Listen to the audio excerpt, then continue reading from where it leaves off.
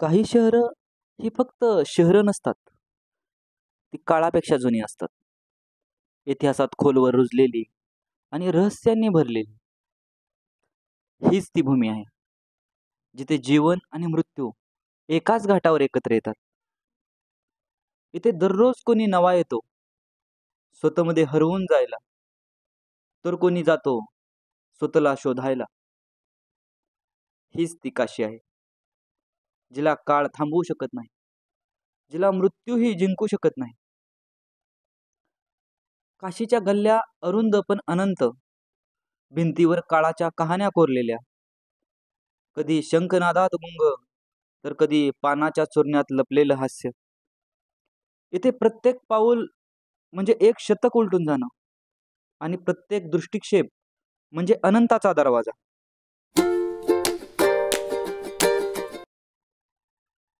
काशी ही उत्तर प्रदेश राज्यात गंगेच्या किनाऱ्यावरील एका उंच भूभागावर वसलेली आहे. काशी पोहोचणं खूप इझी आहे. बाय रोड काशी ही इंडियामधील मेजर सिटीजमधून वेल कनेक्टेड आहे. बाय फ्लाईट आणि बाय ट्रेन हे ऑप्शन्स पण आहेत. काशीमध्ये लाल बहादूर शास्त्री इंटरनॅशनल एअरपोर्ट आहे. काशी रेल्वे स्टेशन आणि वाराणसी रेल्वे जंक्शन काशीमध्ये आहेत.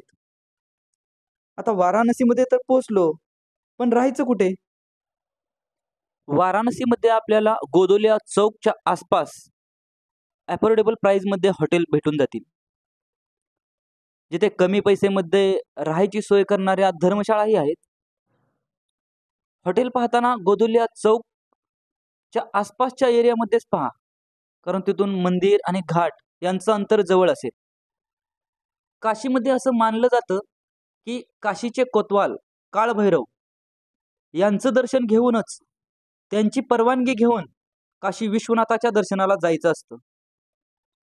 काशी विश्वनाथ मंदिर हे भगवान शंकरांचं अतिपवित्र आणि प्रसिद्ध ज्योतिर्लिंग आहे. याबरोबरच काशीमध्ये खूप अशी प्राचीन मंदिरं आणि वास्तुकला आहेत. त्यामध्ये संकटमोचन हनुमान मंदिर, दुर्गा माता मंदिर, तुलसी मानस मंदिर, भारत माता मंदिर, नेपाळी टेम्पल, तिबेटियन टेम्पल, मनी मंदिर, त्रिदेव मंदिर, श्री स्वामीनारायण मंदिर. मंदिरांसोबतच काशीमध्ये 84 पेक्षा अधिक घाट आहेत, जिथे जीवन आणि मृत्यू यांच्यातील अदृश्य सीमारेषा नाहीशी होते. तो घाट म्हणजे मणिकर्णिका. रात्र असो वा दिवस, मणिकर्णिका घाटावर चितांचे धगधगते अग्निकुंड कधीच विझत नाही. त्या ज्वाळा पाहताना मृत्यूचं भय नाहीसं होतं, आणि जाणवतं ते फक्त शाश्वत सत्य. जीवन तात्पुरतं आहे, पण आत्मा अमर आहे. वाराणसीपासूनच काही अंतरावर सारनाथ हे बौद्ध संस्कृतीचं पवित्र स्थान आहे. अपना पहला उपदेश इसी स्थान पर दिए थे, अपने प्रथम 5 शिष्यों को बैठाकर. उसी की यादगार में सम्राट अशोक का बनाया गया स्तूपा है. सम्राट अशोक ने कलिंगावाद के बाद जब बौद्ध धर्म को अपनाया था, तब आकर स्तूप का निर्माण कराया था.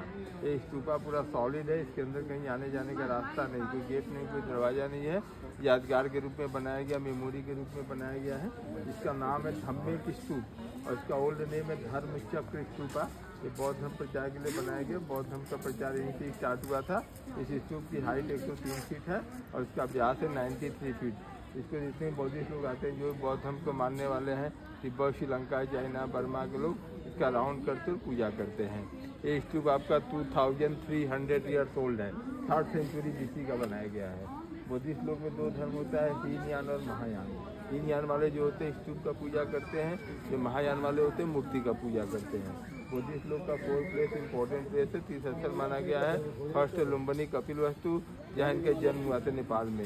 सेकेंड है बौद्ध गया बिहार, जहाँ इनको ज्ञान की प्राप्ति हुई थी पीपल के पेड़ के नीचे. और 3rd प्लेस सारनाथ है, जहाँ इन्होंने पहला उपदेश दिया था. और 4th प्लेस है कुशीनगर गोरखपुर. ऐतिहासिक काळातील काशी पाहतानाच न विसरता पाहायला जायचं ते काशीमधील हिंदू विश्वविद्यालय. 600 हेक्टरवर पसरलेलं हे विद्यापीठ जणू एका छोट्या शहरासारखं आहे. इथे विज्ञान, कला, वैद्यकशास्त्र, अभियांत्रिकी, संगीत, कृषीशास्त्र, अशा विविध शाखांचा अभ्यासक्रम आहे. जगभरातील विद्यार्थी इथे येऊन शिक्षण घेतात. हीच BHU ची खऱ्या अर्थानं आंतरराष्ट्रीय ओळख आहे. 4च्या सुमारास घाटांवरून फेरफटका मारताना क्रिकेट खेळते ते घाटांवरचं क्रिकेट पाहायला हे सगळं अजिबात घाटाच्या नसायचं. साईडला चालू आहे क्रिकेटचं. हा घाट आहे आणि हे फिल्डर आहे. हा एक फिल्डर आहे. हा एक फिल्डर आहे. बॅट्समन, बॉलर आणि सगळे फिल्डर आहेत. हा फिल्डर इथं एक उभा राहिलाय.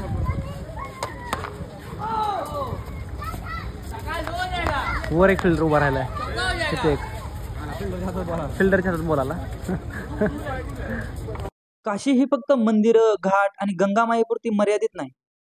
इथल्या गल्लीबोळात आणि चौकात घाटाच्या पायथ्याशी एक वेगळंच विश्व दडलेलं आहे. ते म्हणजे वाराणसीमधील खाद्य संस्कृती. ब्रेकफास्टसाठी वाराणसीची फेमस कचोरी सब्जी, त्यासोबतच जलेबीची चव दिवसभर जणू जिभेवर रेंगाळते. सकाळी मलाईयो ट्राय करायला अजिबात विसरायचं नाही. दुपारी घाटांवरच्या गल्ल्यांमध्ये टमाटर चाट, आलू टिक्की चाट, समोसा चाट, नुसतं चाट नाव काढलं तरी तोंडाला पाणी सुटतं. त्यासोबतच वाराणसीमधील लस्सी आपण ट्राय करू शकतो. आणि ज्या नावावरून ही नगरी फेमस झाली ते पान म्हणजे बनारसी पान आवर्जून खाल्लंच पाहिजे. काशीमधील सर्वात अविस्मरणीय गोष्ट म्हणजे काशीमधील गंगा आरती. गंगा आरती म्हणजे सुख आहे, निव्वळ सुख.